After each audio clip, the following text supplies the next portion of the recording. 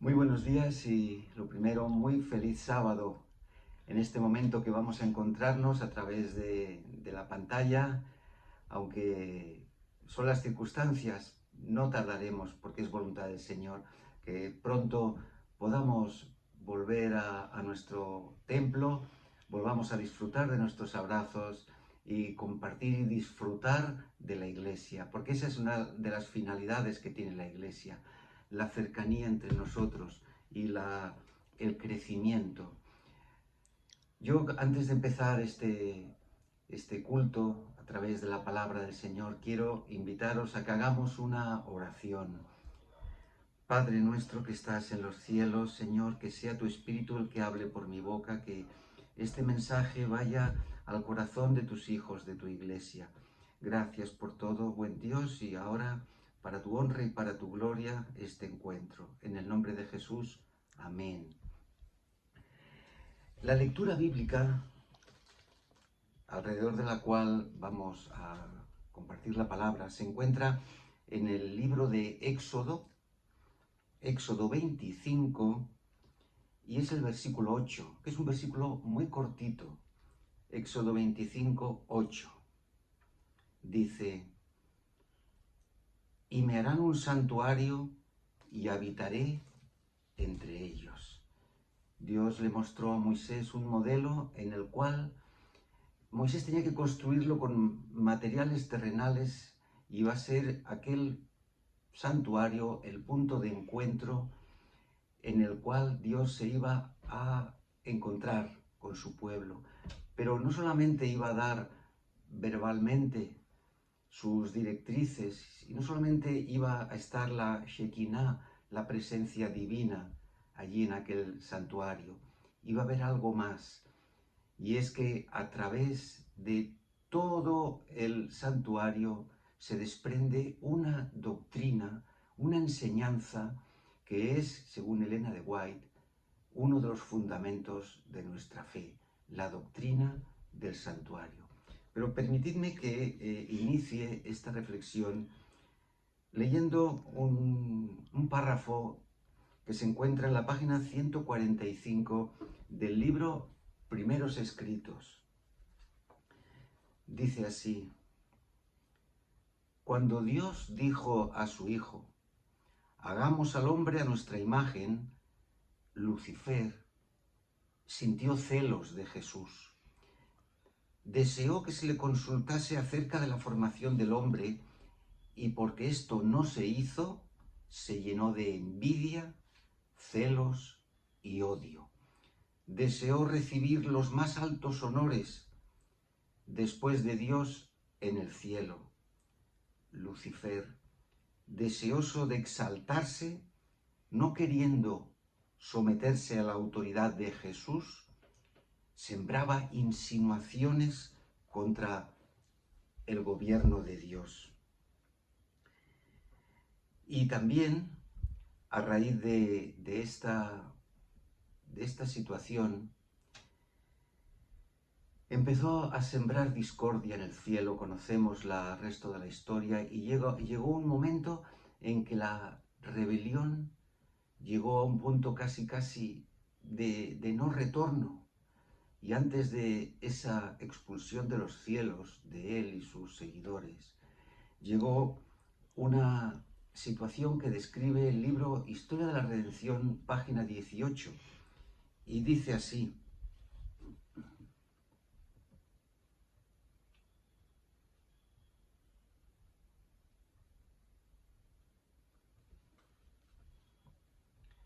entonces, esto ocurrió allí en el cielo. Entonces el enemigo señaló con regocijo a sus simpatizantes, que eran cerca de la mitad de los ángeles, y exclamó: ellos están conmigo, los expulsarás también y dejarás semejante vacío en el cielo. Y así, tan abruptamente, terminó lo que había sido una relación de amor durante, no sabemos, siglos, milenios, eternidades.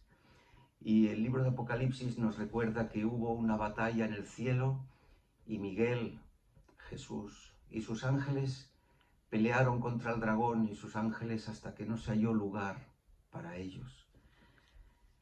Y el apóstol Pedro, muy acertadamente, el apóstol Pedro declaró que esos ángeles que pecaron fueron arrojados a prisiones tenebrosas para ser reservados para el juicio. Vamos a la palabra de Dios, a ver este texto bíblico. Segunda epístola de Pedro,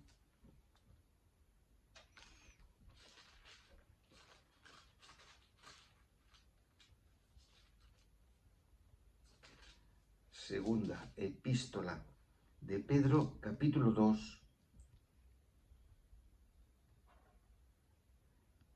y es el versículo 4, segunda epístola de Pedro 2:4.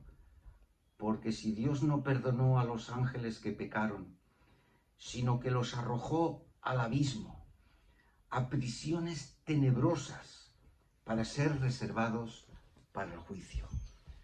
No hubo lugar para ellos en el cielo y fueron arrojados a prisiones tenebrosas. ¿Qué son esas prisiones tenebrosas? Están hoy esos ángeles caídos con cadenas hasta el cuello, entre barrotes y entre rejas, en oscuras y lóbregas mazmorras. No, pero están confinados, están encadenados simbólicamente a este mundo del que no pueden salir sin permiso de Dios. Este planeta, aun siendo tan bonito y tan maravilloso en muchos aspectos, que aún el hombre no ha llegado a ensuciar, pese a lo que ha ensuciado el hombre, continúa siendo un planeta maravilloso. Y esta es la cárcel del dragón y los secuaces que cayeron con él.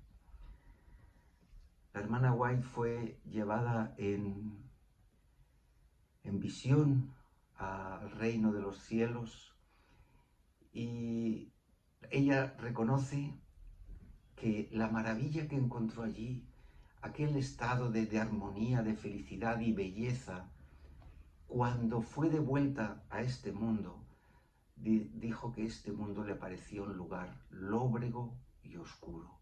Y estas son las prisiones tenebrosas a las que fueron confinados todos esos miles y miles de ángeles caídos encabezados por Satanás, el adversario. Y están aquí no con los brazos cruzados, están aquí para producir sufrimiento, dolor, enfermedades, coronavirus y muerte en nuestras vidas. Cuando pecó la pareja en Edén, el cielo se llenó de dolor. Aquellos ángeles que habían convivido, que habían pasado tardes a la brisa con Adán y con Eva, que estaban todos tan encariñados, pues aquellos ángeles, toda la familia celestial sintió un dolor tremendo por la caída que tuvieron, pero también porque tenían que morir, porque la ley de Dios está escrita en los corazones y en nuestras Biblias. Está escrita en el cielo y en la tierra, que la paga del pecado es la muerte.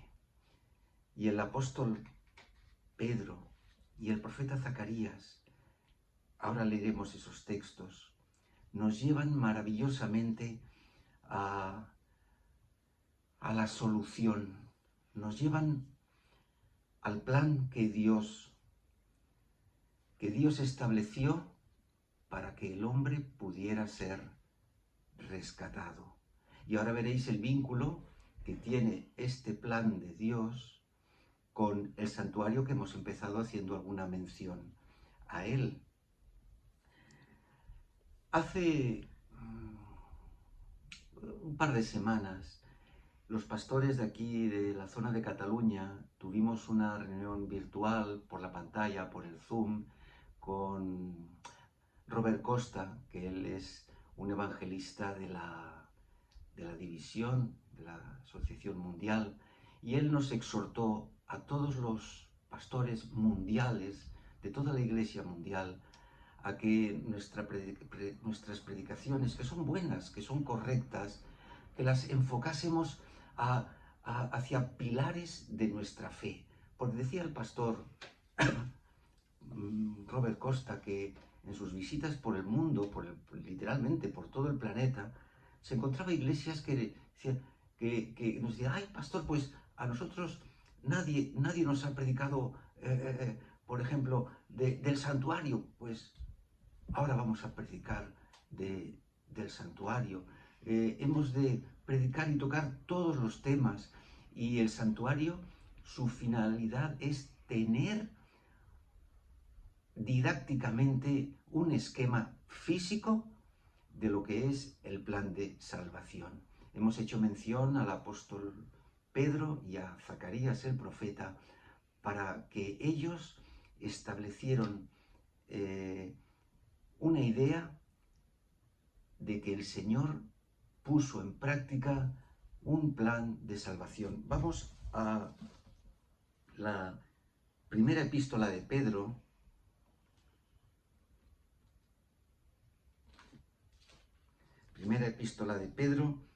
versículos 18, 19 y 20. Primera de Pedro,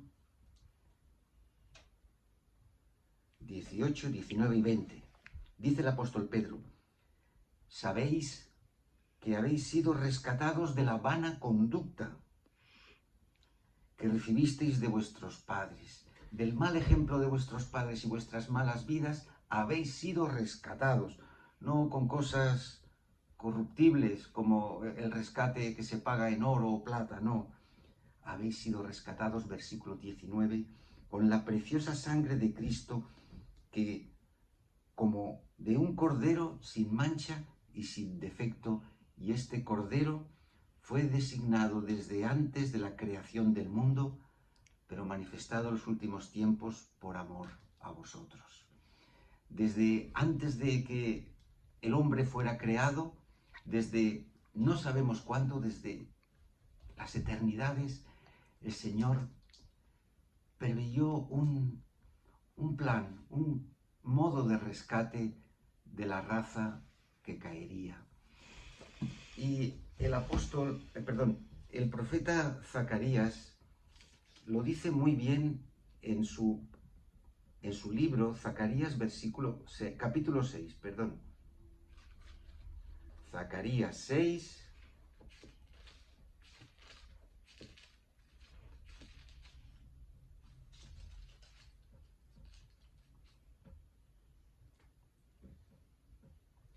versículo 13, Zacarías 6, 13, dice: edificará el templo del Señor y será revestido de majestad real.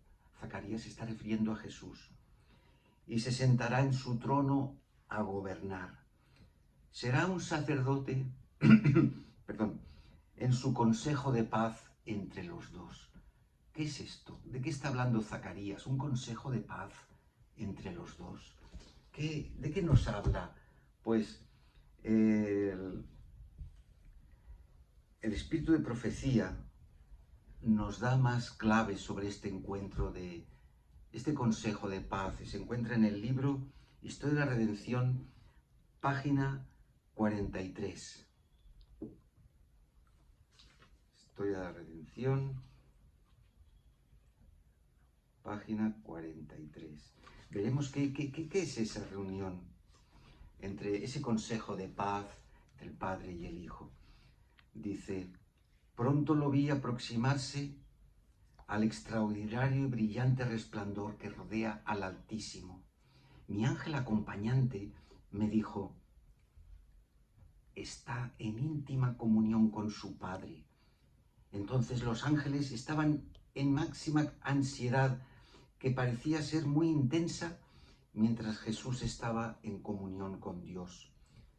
3 veces lo encerró el glorioso resplandor que rodea al Padre, y cuando salió la tercera vez se lo pudo ver. Su rostro estaba calmado, libre de perplejidad y duda, y resplandecía con una bondad y una amabilidad que las palabras no pueden expresar. Ese es el consejo que tuvieron padre e hijo para determinar cómo iba a ser rescatado el hombre, y este sacrificio, este rescate pasaba por el sacrificio del hijo. Y continúa diciendo el libro Historia de la Redención: el ángel me dijo, ¿piensas tú que el Padre entregó a su amado Hijo sin conflicto alguno? No, no, no. El mismo Dios del cielo tuvo que luchar para decidir si dejaría perecer al hombre culpable o daría a su amado Hijo para que muriese por él. Los ángeles estaban tan interesados por la salvación del hombre que se podían encontrar entre ellos, entre algunos ángeles, a quienes hubieran estado dispuestos a abandonar la gloria y dar su vida por el hombre perdido. Pero, comentó el ángel acompañante, de nada valdría. La transgresión del hombre es tan grande que la vida de un ángel no puede pagar esa deuda. Ya vemos que es el consejo de paz, ese que describe el profeta Zacarías. Es la preparación del plan de redención para el rescate. El plan de redención estaba en marcha y el Señor, en su sabiduría profunda, nos lo dejó grabado, el plan de redención, en dos lugares. En su palabra dejó aquí el plan de redención y lo dejó grabado en el santuario, en la doctrina que se desprende de la enseñanza de los conceptos del santuario. Qué triste y qué dolor que tantos miles y millones de cristianos convencidos que serán un día salvos. Qué dolor que millones de cristianos en muchas iglesias no conozcan toda la enseñanza de la doctrina del santuario. Nuestra iglesia es la única confesión cristiana que estudia el santuario y de hecho es una de las 28 doctrinas de nuestra iglesia. Nuestra iglesia tiene el don del conocimiento de la doctrina del santuario. Y la doctrina del santuario es el plan de salvación. Y el plan de salvación es Cristo. Y por ello, Cristo está en el santuario, está hasta en los poros de cada elemento, de cada material, cada mueble, allí en los colores, en el mobiliario, en todo está el significado y el simbolismo de la persona de Cristo y de su ministerio. Allí está Cristo como sacerdote, como víctima, está como abogado, incluso en todas las facetas del santuario. Jesús tiene una presencia notoria. Elena White, como dije, llamó a la doctrina del santuario uno de los pilares de nuestra fe. Y la palabra de Dios en el libro de Hebreos, Hebreos 9, 22, dice la palabra que sin sangre no hay remisión de pecado. Tiene que correr una sangre del autor del pecado o de alguien que cargue esa culpa y muera por el pecador. Esa es la ley de Dios y la forma que Dios permite que su ley sea satisfecha. Y el santuario nos muestra que la única manera en que un pecador podía vivir y restaurar su relación con Dios era a través de una muerte sustitutoria, alguien que muera por él. Si retrocedemos en los siglos y vamos al servicio del santuario, al servicio del tabernáculo allí en el desierto, a través del templo en Jerusalén, veríamos que el pecador que necesitaba reconciliarse con Dios y necesitaba expiar su culpa, iba al templo con su ofrenda, con un cordero, lo llevaba al altar de los sacrificios, lo tumbaba, siempre con la cabeza mirando hacia el norte. Y la cabeza, perdón, del cordero mirando hacia el norte. ¿Y por qué? ¿Y por qué miraba hacia el norte? Levítico 1 nos dirá quién había de matar, pero el sacrificio se hacía mirando el cordero hacia el norte, porque de los 4 puntos cardinales, el norte es el que simboliza la presencia de Dios. Allí donde Satanás quería establecer su trono, sentarse en el lado norte, que es donde está el Señor. El lado este, oriente, está muy vinculado a Jesús, pero el cordero tenía que mirar hacia el norte, como que la intención y dirección del sacrificio fuera llevado hacia la presencia de Dios. Y Levítico 1 nos dice quién mataba a ese cordero, quién lo degollaba, el pecador que lo llevaba o el sacerdote que lo recibía como una función sacerdotal. Levítico 1,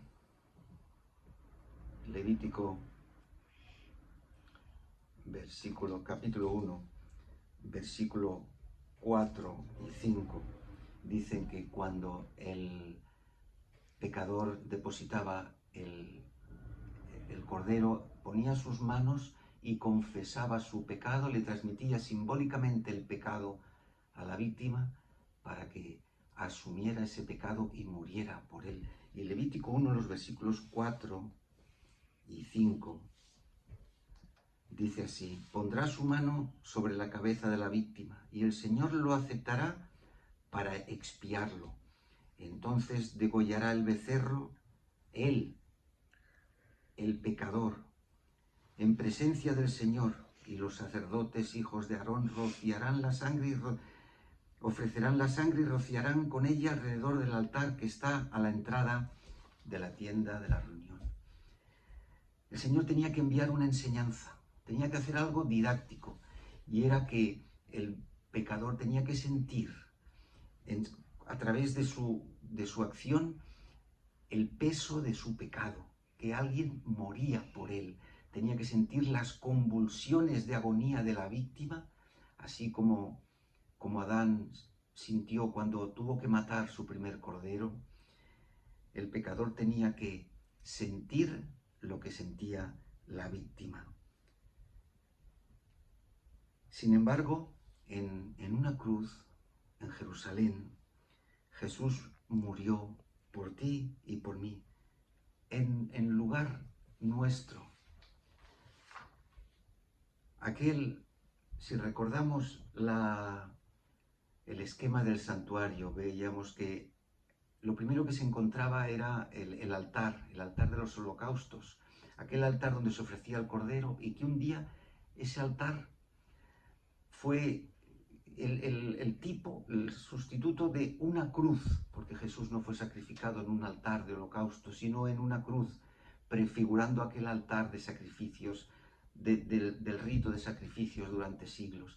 Después de aquel altar, donde se vertía la sangre, se encontraba lo que conocíamos el lavacro, un receptáculo de agua donde el servicio del santuario hacía que todas la sangre, las impurezas con lo que los sacerdotes se contaminaban, fueran a lavarse en aquellas aguas que no procedían del estanque de Betesda. El estanque de Betesda está al lado del templo, a un tiro literal de piedra. Y sin embargo, el agua del lavacro y el agua de todo servicio en el santuario del templo de Jerusalén, las aguas provenían del estanque de Siloé, casi a 1 kilómetro. ¿Y por qué se traía el agua de 1 kilómetro lejano y las que estaban cerquita allí a 100 metros, esas no se usaban? Porque las aguas del estanque de Betesda, allí donde tuvo el episodio de que Jesús curó a un paralítico que llevaba 38 años enfermo, aquellas aguas de Betesda eran impuras, eran paganas, eran aguas de un templo griego pagano. Y Jesús y te demostraba que cuando él fue a un lugar pagano, a él no le importó pisar suelo impuro para ir a buscar a un pecador como viene cada día a nuestras vidas, a entrar dentro de nuestros corazones pecadores. Pues las aguas que había en el lavacro son las aguas del estanque de Siloé, de la fuente de Siloé. Y así, al igual que por el bautismo nos limpia del pecado, aquellas aguas limpiaban de las impurezas que había en el templo. Tras el agua de la vida, que es el bautismo, aparece una nueva etapa en el templo, en el santuario, en el tabernáculo del desierto. Tras el lavacro, ¿qué aparece? Aquel lugar santo, un lugar donde excepto los sacerdotes ya nadie entraba allí. Los ciudadanos comunes se quedaban en los atrios, no llegaban solamente hasta el altar a dejar su ofrenda, pero allí en el lugar santo era el lugar de acceso a los sacerdotes, y allí se encontraba a la izquierda la menorá, un candelabro de 34 kilos de oro, lleno de aceite en llama perpetua, que simbolizaba el Espíritu Santo. Recto estaba el altar del incienso, el altar donde subían las oraciones, donde había un incienso único, obra de perfumista que nadie podía tener. Aquello simbolizaba el ministerio intercesor, como las oraciones que ascienden al cielo. A la derecha, al lado norte, estaba la mesa de los panes. Mesa con 12 panes que se cambiaban cada sábado, simbolizando a Jesús, que Jesús es el pan de vida. Y ese lugar santo que cumplía su misión en el antiguo Israel simboliza la vida del cristiano tras haber pasado por las aguas del bautismo. Es un proceso de crecimiento del cristiano, es un proceso de encontrarse cada día con Jesús y crecer, un proceso de santificación que no terminará con el final de nuestros días, sino que el proceso de santificación y crecimiento continuará para eternidad, continuará por los siglos de los siglos, y tras ese encuentro en el lugar santo con el crecimiento, el cristiano tiene otro encuentro, no físicamente en el lugar santísimo. Así como en el lugar santísimo solamente entraba el sumo sacerdote una vez al año, nosotros tendremos ese encuentro con el sumo sacerdote en el lugar santísimo, simbólico, que es cuando Jesús venga a recogernos. Hoy Jesús está en el lugar santísimo del santuario celestial. Está haciendo su labor intercesora, está haciendo su labor como abogado y como juez nuestro. Está en esa revisión de los pecados de cada uno de nosotros. Y así como en el Antiguo Testamento, pues el capítulo 16 del libro del Levítico hablaba de que el sumo sacerdote pues traspasaba el velo, traspasaba la cortina una vez al año. Cuando Jesús en el santuario celestial fue al lugar santísimo, no pasó un velo, no pasó una cortina. Nos lo describe muy bien el libro Primeros Escritos en la página 55.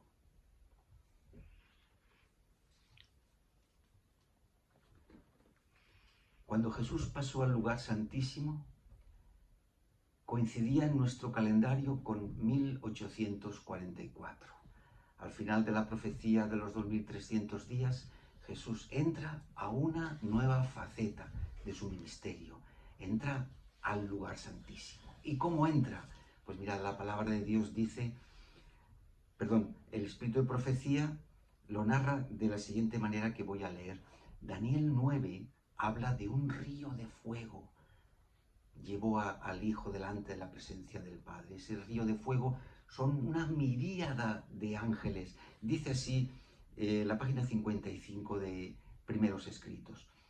Vi al Padre levantarse del trono y en un carro de llamas entró en el lugar santísimo, al interior del velo, y se sentó. Después de eso, un carro de nubes, cuyas ruedas eran como llamas de fuego, llegó rodeado de ángeles a donde estaba Jesús. Él entró en el carro y fue llevado al lugar santísimo donde el Padre estaba sentado. Allí contemplé a Jesús, el gran sumo sacerdote, de pie delante del Padre. Pregunté a Jesús si su Padre tenía forma como Él. Dijo que la tenía, pero que yo no podía contemplarla, porque, dijo Jesús, si llegases a contemplar la gloria de su persona, dejarías de existir. Hoy Jesús está como abogado y como juez en ese juicio investigador. Hoy intercede, hace obra de juicio y es nuestro sacerdote y mediador. No es nuestro sacerdote según el orden aarónico que tenían los sacerdotes de todo el Antiguo Testamento y toda la función de tabernáculo y templo. No, ese era el rito aarónico, el rito que estaba limitado solamente por la muerte de los sumos sacerdotes. Ministraban una vida, morían, era el rito aarónico, el rito levítico. Pero Jesús nos dice el libro de Hebreos que es sumo sacerdotes en virtud de otro orden, que es el orden de Melquisedec, rey de justicia. Mira, la palabra Melquisedec significa rey de justicia. Melech Tzadik, rey de justicia. Hebreos 7,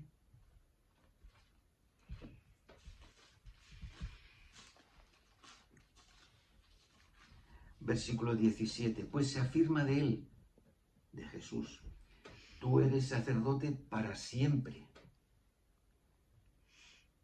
según el orden de Melquisedec. Ahora estamos viviendo el cumplimiento de las profecías y estamos cada día más cerca de ese encuentro con la divinidad. Muy pronto Jesús, que hoy lleva vestiduras sacerdotales de sumo sacerdote, muy pronto las dejará cuando termine el tiempo de gracia y se cumpla su tiempo como intercesor nuestro. Muy pronto terminará esa función y se pondrá vestiduras de rey y vendrá a buscarte, vendrá a buscarnos, vendrá a buscarme a mí y a todos. Y cuando le preguntaron a Elena de White por qué Jesús no vino en 1844, cuando le preguntaron por qué aquel gran chasco, ¿por qué Jesús no vino? La respuesta de ella fue dolorosamente clara para aquella época y dolorosamente también para nuestros días. Cuando le preguntaron por qué no vino Jesús en 1844, ella respondió que el pueblo de Dios en aquel entonces no estaba preparado. Y una pregunta con un matiz poquito hiriente. ¿Hoy estamos nosotros preparados? ¿Estamos listos para que Jesús venga? ¿Qué nos hace falta para estar en estado aceptable por Dios? ¿O qué no estamos haciendo bien para que Jesús no venga aún a recogernos? Pues en mi conocimiento, en mi limitado conocimiento, puedo encontrar algunas causas. Puedo encontrar una de las causas más principales, tiene dos letras, fe. Y no precisamente fe, sino falta de fe. Falta de fe y de obediencia por parte nuestra. Si tenemos fe y obedecemos, ello nos lleva a una conversión diaria. nos lleva a renovar los votos que hicimos en el bautismo, nos lleva a nacer cada día. Y esto no lo podemos hacer sin fe y sin obediencia. Sin fe y sin obediencia, nuestra resistencia al pecado es más frágil y somos más vulnerables. Y sin fe, leíamos que en el versículo de memoria decíamos que es imposible agradar a Dios. Pero sin fe no podemos abandonar el mundo. Y el mundo nos tiene tan atrapados, yo como dijo Elías, yo no soy, este pastor que os habla, no soy mejor que mis padres ni mejor que vosotros. Pero estamos tan atrapados por el mundo que eso es lo que nos hace de perder en nuestra mira las cosas celestiales. Resumiendo, mis hermanos, hemos de permitir que el Espíritu Santo trabaje más en nosotros, que pidamos más fe para cada día, para que con fe agrademos más al Señor cada día y que Él lea en nuestros corazones que tenemos, como los discípulos de Maús, corazones ardientes en el deseo de que venga a encontrarse con nosotros. Pidamos fe, necesitamos tener más fe, necesitamos aumentar la fe, todos, absolutamente todos. Y este es el deseo que yo quiero dejar en tu corazón, que pidamos aumentar la fe, porque esa fe nos lleva a la obediencia. Los seres humanos somos obedientes. El Señor nos puso en nuestra constitución interior un sentido de obediencia, pero nos dio elección de obedecer a quién. Dios quiere que le obedezcamos a Él, porque muchas veces obedecemos, sí, pero obedecemos a nosotros mismos, a nuestras tendencias, a nuestros deseos, a nuestros impulsos, a nuestros gustos. Y si obedecemos a nuestras tendencias, deseos, impulsos y gustos personales, lo que estamos haciendo es obedecer al adversario, obedecer al enemigo. Pidamos fe para obedecer correctamente. Que el Señor nos bendiga y nos regale una maravillosa y bendecida semana. Que estos virus que están por esas atmósferas, que están tocando nuestra salud, que esto pase pronto y que el Señor venga pronto a recogernos. Que tengáis una feliz semana y permitid que concluya este mensaje con una oración. Padre divino, Padre nuestro que estás en los cielos, Señor, grande es tu misericordia, grande es tu amor, que a pesar de que la raza que somos hubimos caído, a pesar de ello, tú permites una restauración, permites un rescate y te damos gracias por esa segunda oportunidad que nos das y te lo agradecemos de todo corazón. Y Padre bendito, Señor, para que aprovechemos bien esa oportunidad de rescate, necesitamos estar en un estado que sea aceptable por ti. No puedes recogernos si estamos con vestiduras sucias, manchados. No podrías abrazarnos si estamos llenos de inmundicia. Tú eres pureza y santidad y necesitamos ser puros y santos para fundirnos en un abrazo contigo. Por ello, Padre, aumentanos la fe, prepáranos para este encuentro cercano contigo. Y te damos las gracias, Señor, por toda bendición que viene de ti. Y te pedimos que cuides a nuestra iglesia bendita y querida, que nos volvamos a reunir y abrazar pronto contigo en el nombre de Jesús. Amén. Muchas gracias. Muy feliz semana.